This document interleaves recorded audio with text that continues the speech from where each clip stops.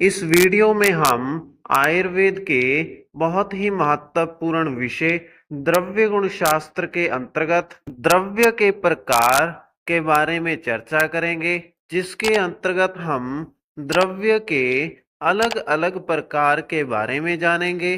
तो इस विषय को अच्छे से जानने और समझने के लिए वीडियो को अंत तक जरूर देखिएगा।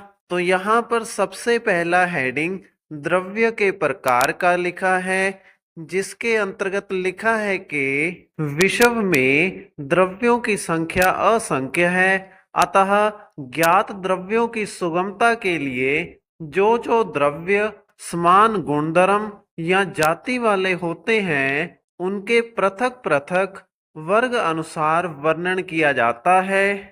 तो अब इस हेडिंग की व्याख्या का अर्थ जान लेते हैं। विश्व में द्रव्यों की संख्या बहुत ज्यादा है, जिसके कारण से इन द्रव्यों को उनके समान गुण धर्म या जाति के अनुसार अलग अलग वर्ग में बांटा जाता है, जिससे द्रव्यों की जानकारी लेना बहुत ही आसान हो जाता है। इसके बाद आगे योनि भेद से द्रव्यों को 3 भागों में बांटा है, जिसमें पहला भाग जांगम, दूसरा भाग औद्विद और तीसरा भाग पार्थिव है। द्रव्य के पहले प्रकार के हेडिंग जांगम द्रव्य की व्याख्या में लिखा है कि जो द्रव्य एक स्थान से दूसरे स्थान पर गमन करते हैं जांगम कहलाते हैं, या उन प्राणियों से प्राप्त द्रव्य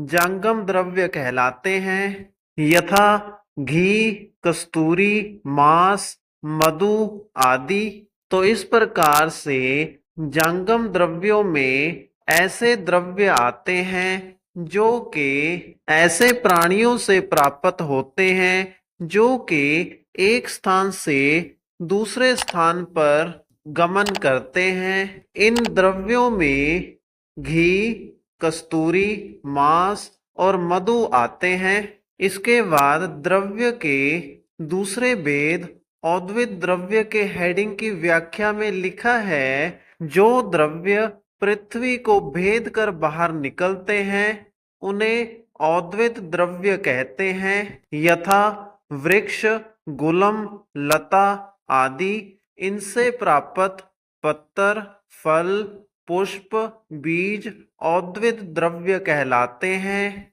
तो इस प्रकार से औद्विद द्रव्य में ऐसे द्रव्य आते हैं जो कि पृथ्वी को भेद कर बाहर निकलते हैं। इस प्रकार के द्रव्य वृक्ष, लता या गुलम या झाड़ियों से प्राप्त होते हैं। इनमें प्राप्त होने वाले द्रव्यों में पत्तर, फल, पुष्प, बीज आदि होते हैं।